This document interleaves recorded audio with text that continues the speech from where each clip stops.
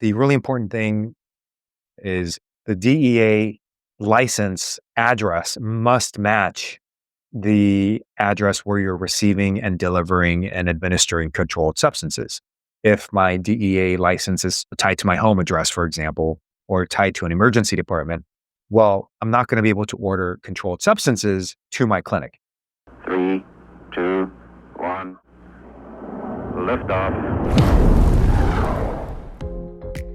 Welcome back to the Ketamine Startup Podcast. This is where we talk about how to start up a ketamine infusion clinic, how to market it, and more. And speaking of getting started, have you ever felt completely overwhelmed trying to figure out what licenses and permits you actually needed? You're used to working at a hospital where administrators handle everything, but now you're the one responsible. And honestly, you don't even know what you don't know. Well, in this episode, Sam and I are breaking down the exact license and permits required to legally open a ketamine infusion clinic. We'll cover the obvious ones like a medical license and the business permits you might be unfamiliar with. We'll even talk about the specific order you need to tackle these in. What we're sharing is based on what we did to open our clinic in Southern California, plus what we've learned from helping many other individuals like you navigate this process across different states. But before we dive in, a quick disclaimer. This information we're sharing is for educational purposes only. Licensing requirements vary significantly by state, county, and even city. Always consult with a business attorney and accountant in your specific area who are familiar with opening medical clinics. We had fun recording this episode and hope you find it helpful. Now let's jump into the episode. To kick off this episode, what's one of the biggest pieces of advice that would you give somebody who feels like overwhelmed by this process? Because they're so used to having an administrator. This is the upside of having an administrator. They're like, here are the listings of things you need to do. And, of course, we find that annoying when it's about practicing medicine, but when it's with all this legal stuff, it's great. I think the key is really asking for assistance. And as you had mentioned earlier, like consulting with professionals. If someone, let's say a patient is sick, they're not going to try to figure out on their own. They're going to seek professional help. And similarly, when you're starting a business, like don't try to do it on your own, like ask for professional expertise. Whether that looks like a business attorney, specifically in your state and city. Each state has their own regulations and rules and requirements. And so talking with a professional that's an expert and knowledgeable for that unique state is going to be really crucial. And also, we have a ton of resources on our website, so people can go there, go to Google. I mean, the information is available, but you also want specific advice to you. And although, someone can do like a Google search or an AI search, but I think having an expert that can apply the knowledge to your unique situation is really crucial. And to add to that, I would say also having some folks along the way that have navigated that process, that have been in your shoes is also super helpful. And for some of you, you may not have that individual. And so you could consider this podcast episode something that you could model or use as support. Because I think the key here, one of my goals about this episode today is to have you be well-informed and feel empowered and knowledgeable enough when you do your own research and when you do get into contact with an attorney that knows how to do medical clinics in your state. And with that, let's move on to talking about perhaps some licenses and other legal type things that you already have because it's medically related. Yeah. So the first piece is having an active medical license. That's going to be crucial because to even order medications, someone is going to need an active medical license. And the other thing is having a NPI, National Provider Identifier. And we all have that, especially if you've worked in a hospital setting, you need to have an NPI. So you probably already have one of these. But some clinics are actually creating a second NPI. So they have one for like their personal side and then one for the clinic. And that can be really useful later down the road when it comes to billing purposes, or if you decide to take insurance, having a delineation between, the personal NPI and a clinic NPI can be very helpful in the long run. And what about the DEA license? Something that we are familiar if we're already in the healthcare. This one can be a little bit tricky.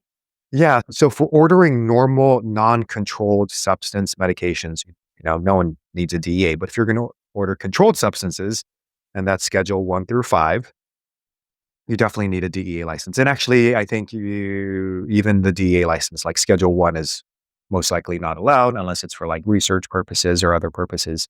So it's mainly schedule 2 through 5. And it really depends on some states. Like I know in Florida state, they have a separate DEA or a pharmacy license, I guess you could call it, for clinics. So they may need to get a second one.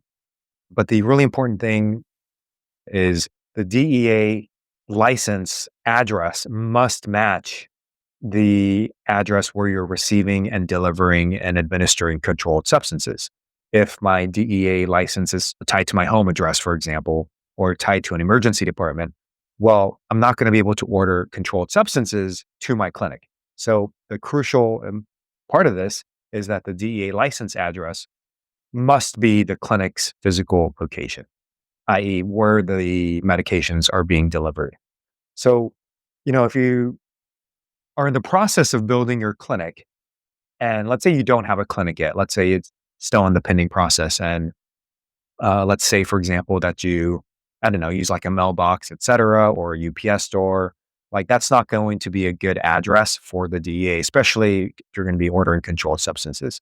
So we would suggest to hold off on changing the DEA license until you have the physical location of the office. That way you can order it. Yeah, I think that's kind of the DEA license. It is a little bit tricky. So again, consulting with a DEA specialist would be useful. And we actually have a podcast episode where we interviewed a retired DEA special agent, Dennis Wishern, and he also does some consulting for clinicians. So that would be a really valuable resource. I think you highlighted something important. There's a order of operation to this, like with having to have your physical location and then have your address match it. And I feel that also means that there's an order of operation related to the business permits or the business side that we're not taught during medical education because we didn't need that to save lives and help people. And so I think that's like a nice segue into talking about like, okay, going from hey, I want to start my clinic to, okay, now I have a business bank account or now I have a business permit. So is there an order that you should go about this? And this is something that we're saying we wanted to share with folks on this episode. Yeah, talk with an accountant or an attorney and identify the business entity type. And that may look like an LLC, an S Corp, a C Corp, et cetera. For us here in California, we started with S Corp. That's actually one of the requirements for professional medical offices is to have a professional medical S Corp. And that's really kind of like there's a bit of protection with like liability, but it's also like for accounting purposes. So it depends on the state you're in. It may be better to do an LLC, it may be better to do an S Corp, it may be better to do a C Corp. So talking with an accountant and an attorney to find out which business entity will be essential for you and which is optimal for you in your city. The other thing to consider is again, we had mentioned this having that physical location for the office, just so that things are in place. And it may be that you've signed the lease and now you're working on the build out, but still that could count as your physical location. And then the other concept is, once you get that entity is you want to get the EIN, the federal EIN, which is essentially like a social security number for a business. We're going to jump into that later, but I do want to mention here that having that will allow you to open up the business bank account. And then you'll be able to, once you have your business bank account, your location, your EIN, then you'll be able to get the other permits. So let's talk about the business license. Like, what is a city business license and why do you need it? So it depends on the city you're in because they're going to have various like tax requirements, but it's really important to get a license in the city that you're going to be operating in. So we're in Palm Springs, California, and it's pretty easy. Just go online, fill out some paperwork, and get that taken care of. There are different fees. You may need to pay taxes in that city. It was interesting because we're going to open in a different city and they required, taxes to be paid. But in Palm Springs, it was only on like items that one was selling. So really important to get on the city website, figure out the licensing. And, what I noticed, at least here in our city, like they're really helpful. If we have questions, we can just shoot them an email. We can go to the city hall and, they've helped multiple businesses get their licenses. So that is something fairly straightforward. The other thing is the fictitious name permit. So, it really depends on the state you're in. California, as an example, they require that you get a fictitious name permit. If you're going to be advertising your medical services, that doesn't have your name. So if you're like John Smith, MD, and that's all you're writing, then you don't need a FNP, a fictitious name permit. But if you're going to call it, I don't know, Sunrise Medical Clinic, for example, then you do need an FNP. And again, there's, a licensing fee or a fictitious name permit fee for that. And it's really important to just kind of get all your ducks in a row, especially when you're doing something cutting edge and alternative. You just want to make sure all the T's are crossed and all the I's are dotted, just to make sure there's no questions about what you're doing. So bottom line with FNP is that if it's just your name, right? Kimberly Lee, MD, Incorporated, no FNP required. But if it's going to be anything else, that's a business name, then you want to have an FNP. Now, I do want to mention that this applies to our knowledge, state of California and some other states, because, your state medical licensing board may not require an FNP. Hey, listeners, this is Kim, and I just want to acknowledge that you're here for a reason. Maybe you're stuck in a cycle of long shifts, feeling a little burnt out, and wondering if there's any other way to practice medicine, especially on your own terms. We've been there, and that's exactly why we created this free checklist, your step-by-step roadmap to starting a ketamine clinic without those costly mistakes.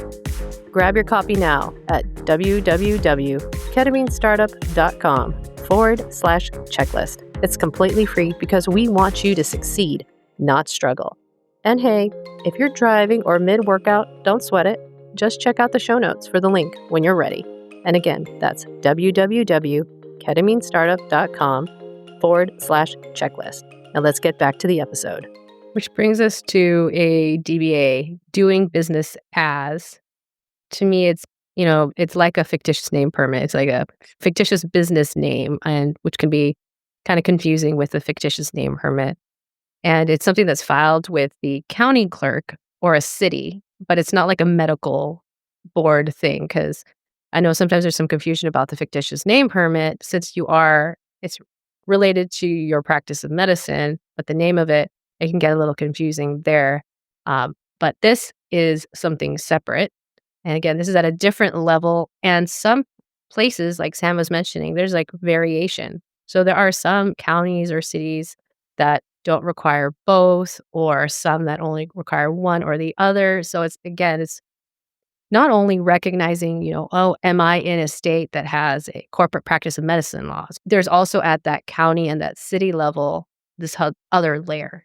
Yeah, I think the real key is going to the county website, looking it up and seeing, hey, are there any other licenses or permits or DBA? But then, you bring up a good point, because what if the corporation name is just a corporation name, but you're not doing business, a DBA, right? So for example, let's say we called our clinic Reset Ketamine and we're doing business as Reset Ketamine. Do we need to file a DBA? And to my knowledge, I don't think you do, but there is like a county license. So I think a DBA refers to only if you're doing business with a different name than the corporation name. I bet any of us could go and Google right now, or use Perplexity, or have Chat GPT tell you. There's so much information out there. Having somebody who does this for a living, a human that does this for a living, who's a professional in it, knows what questions to ask, knows what resources will have the highest quality or the correct answer that you need, so you could practice safely and make sure, as Sam mentioned, cross your T's, dot your I's. Because again, it's 2025, but ketamine clinics are still kind of out there for many people. And the last thing you want to do is not have all your T's and I's dotted and crossed in a type of medical clinic that not everyone quite gets yet? I was going to mention, the FNP, that's related to the medical board, and the DBA is more like a non-medical. It's like a city county thing. So just there is a small delineation between that. But the FNP, at least in California, when we can just speak to our own knowledge, it's related to the medical board, whereas a DBA is more like on a county or even, state level, which I guess we can jump into the EIN because I did touch upon that. And the EIN stands for the Employer Identification Number. As mentioned, it's like the social security number for your business. You do need to have a corporate entity set up before you can get an EIN. But yeah, it's basically a way for you to pay taxes. And you do need it for a business bank account. You need it for payroll, business taxes, etc. And you're going to do that through the IRS website. And then you'll actually even get a state EIN number or a state ID number associated once you get the federal level. All these layers, and it's like super understandable why this can feel overwhelming because we are pointing out like all the things you need. So up to this point in this episode, we told you all the things you needed. And yet you notice each one, it's almost like, it's not like a choose your own adventure, but at each step, there are nuances as to what would be the most appropriate or what legally you need to do. And as we mentioned earlier, going over the order of what to do. And again, the idea here is that for you to be as informed as you can be when you go in first, number thing you need to do is consult with a business attorney and accountant in your state so they can help you navigate this. But when you go talk to them, if they're charging by the hour, you'll already kind of have an idea of what to talk about. And you'll know you'll need to, number 2, choose a business entity structure. You're going to apply for an EIN, secure then a physical location, open up a business bank account with that EIN you already have. Then you'll go ahead and apply for your city business license, an F&P if needed, a DBA if needed, and also consider what we had mentioned earlier about perhaps a second NPI or even a second DEA license. Yeah. So there's a lot of licenses and permits, but the goal of this episode is kind of put things on your radar. And you don't need to become an expert at this, but to have a general sense of what's coming down the pipeline can be really useful for later when you do talk with your business attorney and the accountant. So you kind of have a clue of where you're going. That'll at least give you the baseline. So yeah, that's really important. And as far as,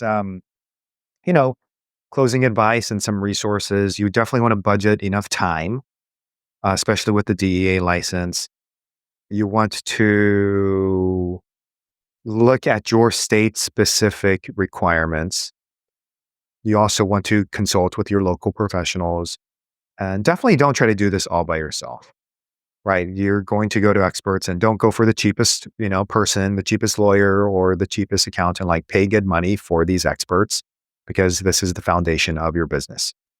And I really think of this like when we call a consult from another specialty or a subspecialty, and you know that there is more to, you actually have like a working knowledge of what's going on, but you need somebody who has more insight or goes into this deeper and knows all these nuances that you chose not to dive into, right? It's, I was a general ophthalmologist, but when things got very complicated with the retina, I knew what to do, but then it got to this level that I was going, okay, there's some nuances to this that is just outside of my scope. So this is like the same things. I think I want to, allay any anxiety that you may have going, oh my gosh, this seems like a huge step. Now I got to go find a business attorney and who's the right one. And I don't want to waste my time and money. Kim and Sam always talk about keeping things lean. And now I'm going to have to find some of this blah, blah, blah. You're going to come up with these excuses. Just approach it as if you were, getting a consult, talking with an attorney. Think of it as consulting a specialist on creating medical practices in your state. And again, there are resources that are on our website. And I think Sam made a really good point. A big mistake is trying to do this all on your own and just using AI to give you the list of things to do. You need a human in the end to help you with this. And I've used AI before, and I think it's great. Yet sometimes it does make mistakes. And I'm like, okay, when I run it by a real human being, they're like, no, that's completely wrong. Or it'll come up with fake research papers and references. And I'll Google it. I'm like, this thing does not exist. So, there's hallucinations with AI, although, it's quite useful, but it's a good launching place to be and to start. And remember, don't let perfection be the enemy of getting things done. So you just want to start the process, take one step at a time, and know that we have your back and we're happy to support you throughout. Don't recreate the wheel necessarily, like talk with professionals who've done it before, and know that we're here to make things easier as you're going down this journey. Thanks for tuning in for another episode of the Ketamine Startup Podcast. If you found this episode helpful, we really appreciate it if you'd leave us a review on Apple Podcasts or Spotify. It helps other healthcare professionals like you discover this show and grow the community. For show notes and resources, visit our website at ketaminestartup.com/podcast. And remember, the information shared today is for educational purposes only. Always consult with qualified business attorneys and accountants regarding licensing and regulatory requirements specific to your state and location. And thanks for listening. We'll see you in the next episode.